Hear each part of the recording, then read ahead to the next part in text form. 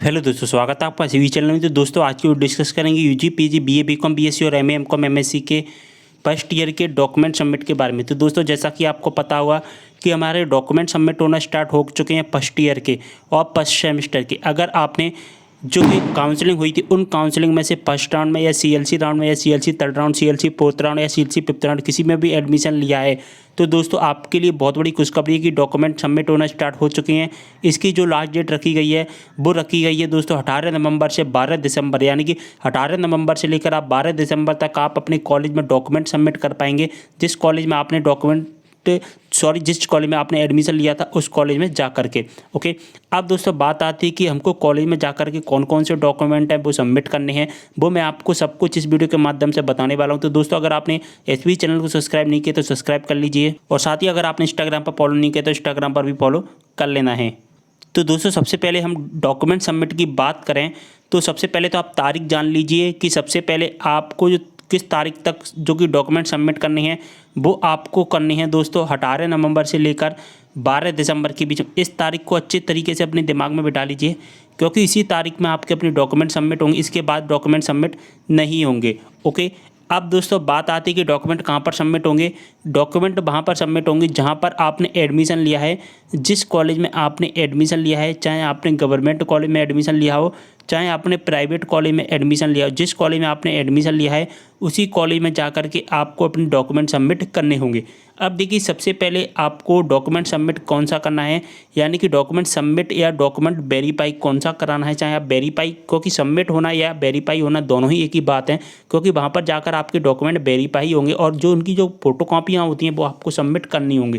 ठीक है, देखिए यहाँ पर आपको अपने दो तरह के डॉक्यूमेंट ले जाने। एक तो आपको अपना ओरिजिनल डॉक्यूमेंट ले जाने, जो भी मैं आपको बताऊंगा उनके ओरिजिनल ले जाने हैं। साथ ही दोस्तों उनकी एक एक फ़ोटोकॉपी भी ले जानी, यानी कि जेरॉक्स ले जानी है। क्या ले जाना है? ओरिजिनल भी ले जाना है और फोटोकॉपी भी ले जाना है, जेरॉक्स ले जाना है। देखिए सबसे पहले जो आपको मार्कशीट की ज़रूरत पड़ेगी वो है आपकी 10th क्लास की। जी हाँ दोस्तों, 10th क्लास की मार्कशीट ओरिजिनल ले आने, मैं आपको पहले ही बता चुका हूँ। समस्त डॉक्यूमेंट आपके और जो कि ओरिजिनल भी होनी चाहिए, साथ में उनकी जेरॉक्स भी होनी चाहिए, एक एक जेरॉक्स होनी चाहिए। ओके, तो आपकी 10th की मार्कशीट होनी चाहिए, क्योंकि 10th की मार्कशीट में आपकी डेट ऑफ बर्थ रहती है, तो इसलिए आपको 10th की मार्कशीट ले जानी होगी 100%। बिना 10th की मार्कशीट से आपका बिल्कुल भी वेरीफाई नहीं होंगे डॉक्यूमेंट। इसके बाद में 12th क्लास की मार्कशीट ले जानी है। अब दोस्तों बात आती है कि आपके पास में ओरिजिनल मार्कशीट तो होगी नहीं 12th क्लास की, तो दोस्तों आपको कौन सी मार्कशीट ले जानी है? वो ले जानी है आपकी जो कि यूज्ड इंटरनेट मार्कशीट, यानी कि आपकी जो 12th क्लास की इंटरनेट के द्वारा जो मार्कशीट निकाली गई थी उस मार्कशीट को आपको ले जाना है अपने साथ में, इंटरनेट की मार्कशीट।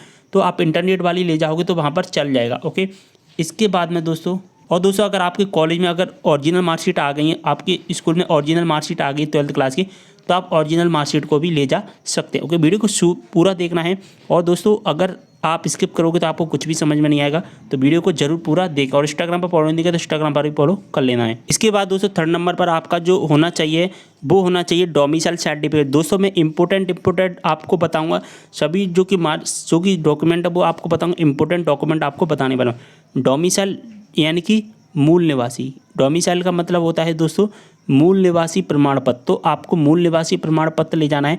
अगर आप मध्य प्रदेश के मूल निवासी है तो मध्य प्रदेश का होगा। अगर आप बाहर के स्टूडेंट हो, यानी कि मध्य प्रदेश के बाहर के स्टूडेंट हो, तो वहाँ का आपको मूल निवासी ले जाना है, यानी कि आपको डोमिसाइल सर्टिफिकेट ले जाना होगा। ओके, इसके बाद दोस्तों आपको ले जाना है इनकम सर्टिफिकेट 4 नंबर पर। इनकम सर्टिफिकेट का मतलब होता है दोस्तों आय प्रमाण पत्र। क्या ले जाना है? आय प्रमाण पत्र। तो आपका आय प्रमाण पत्र होता है सभी कैटेगरी का बनता है, जनरल कैटेगरी का भी बनता है, ओबीसी कैटेगरी का भी, एससी एसटी कैटेगरी और एसटी कैटेगरी, ईडब्ल्यूएस कैटेगरी, सभी कैटेगरी का होता है दोस्तों इनकम सर्टिफिकेट। तो दोस्तों इस इनकम सर्टिफिकेट को आपको ले जाना है। जब आपने रजिस्ट्रेशन किया था उस टाइम पर आपने रजिस्ट्रेशन करते टाइम पर इनकम सर्टिफिकेट में जो इनकम डाली थी वो इसलिए यहाँ पर आपको वेरीफाई करानी होगी, तो इनकम सर्टिफिकेट भी आपको साथ में ले जाना है। इसकी फोटोकॉपी भी आपको साथ में ले जानी है। इसके बाद में दोस्तों 5 नंबर पर आपको ले जाना है कास्ट सर्टिफिकेट। कास्ट सर्टिफिकेट का मतलब होता है दोस्तों जाति प्रमाण पत्र। अब जाति प्रमाण पत्र किस किस को ले जाना है वो मैं आपको बता दूं।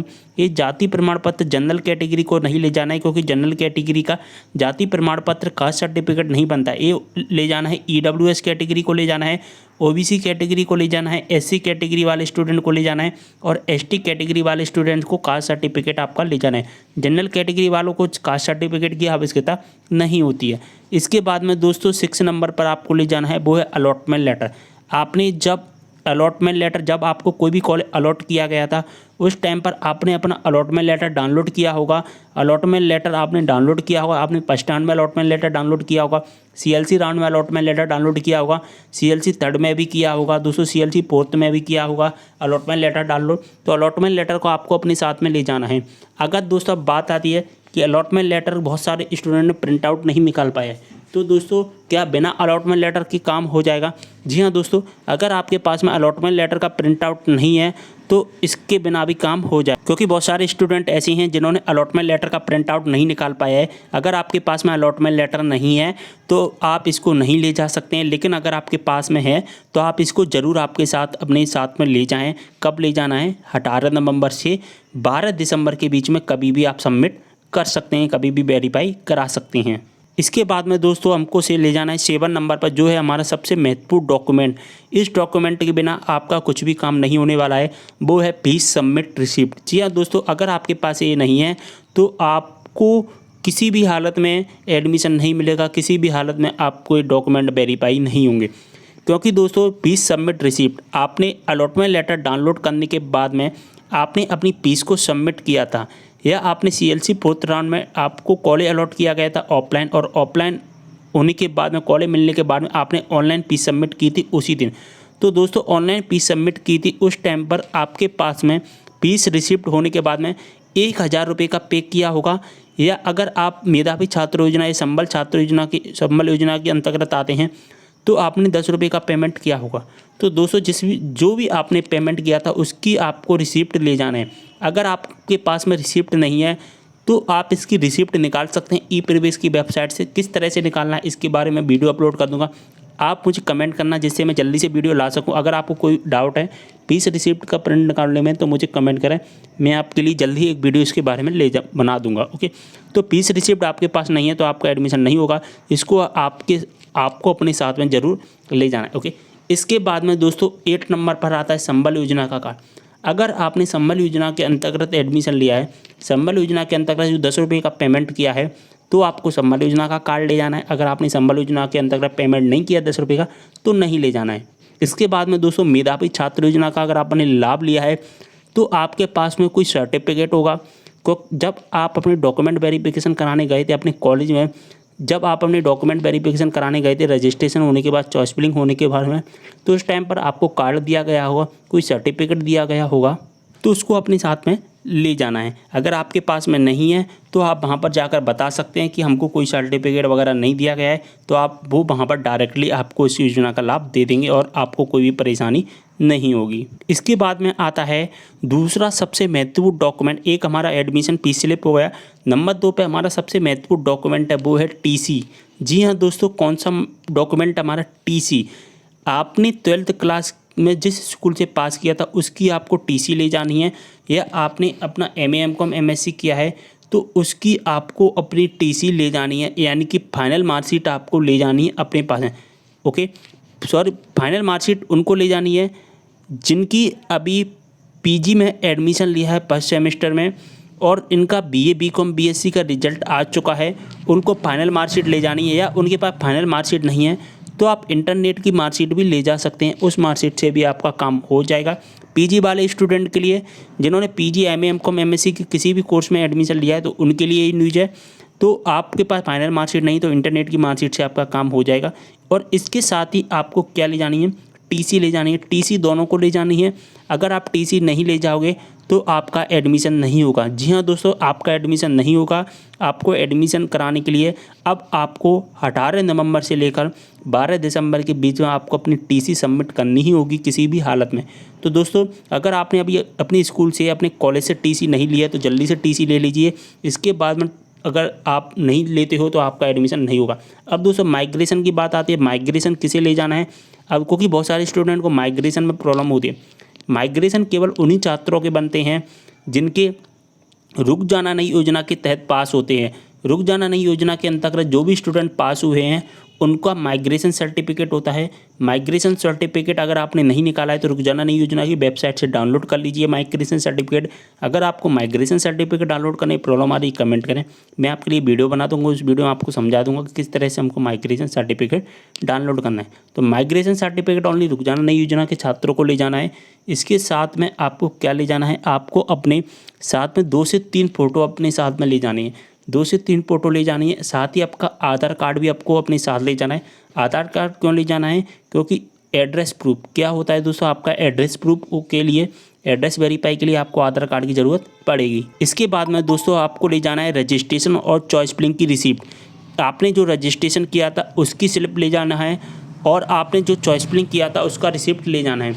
लेकिन जिन्होंने CLC 4th राउंड में या जिन्होंने CLC 5th राउंड में जो कि चॉइस फिलिंग किया है तो वो उनको क्या ले जाना है, उनको कॉलेज की तरफ से वेरिफिकेशन दिया गया हुआ, या अगर आपके पास में CLC 4th round student, CLC 5th round के स्टूडेंट के पास चॉइस फिलिंग का नहीं है तो उनको डायरेक्टली अपना अलॉटमेंट लेटर ले जाना है। उनको अलॉटमेंट लेटर दिया गया होगा, अलॉटमेंट लेटर ले जाना है और आपको अपनी फीस स्लिप ले जानी है। इसके साथ ही आपको और कोई भी डॉक्यूमेंट नहीं ले जाने हैं। और कोई डॉक्यूमेंट जैसे कि जो अदर स्टूडेंट जैसे कि जो NCC में है या किसी स्पोर्ट्स गेम का सर्टिफिकेट मिला हुआ है, जिन्होंने रजिस्ट्रेशन करते टाइम पर अप्लाई किया था, उनको अदर डॉक्यूमेंट ले जाने हैं। इसके अलावा और कोई डॉक्यूमेंट की आवश्यकता नहीं पड़ती है। अगर आपके पास में और कोई अदर डॉक्यूमेंट है वो भी अपने साथ ले जाएं, जिससे क्या है आपको कोई प्रॉब्लम नहीं होगी। मैंने जो डॉक्यूमेंट बताए हैं वो इम्पोर्टेंट डॉक्यूमेंट बताए हैं, इनके अलावा आपको कोई भी चीज़ की ज़रूरत नहीं पड़ेगी। आपको इतने सारे डॉक्यूमेंट में से आपका काम हो जाएगा, आपके डॉक्यूमेंट वेरीफाई हो जाएंगे, आपका एडमिशन सक्सेस हो जाएगा। जब तक आप इन डॉक्यूमेंट को सबमिट नहीं करोगे आपका एडमिशन सक्सेस नहीं होगा। ओके, तो अपना एडमिशन जल्दी सक्सेस कराइए। 18 नवंबर से 12 दिसंबर के बीच में लास्ट डेट रखी गई है। ओके, उम्मीद कर रहा हूँ पूरी जानकारी समझ में आ गई हुई। तो वीडियो को ज़्यादा से ज़्यादा सभी के साथ में शेयर कर दीजिए, जिससे सभी दोस्तों को इसके बारे में नॉलेज मिल सके, क्योंकि बहुत सारे स्टूडेंट ऐसे हैं जिनको इसके बारे में नॉलेज नहीं है कि कौन कौन से डॉक्यूमेंट सबमिट करने हैं। तो जल्दी से इस वीडियो को शेयर कर दीजिए सभी दोस्तों के साथ में।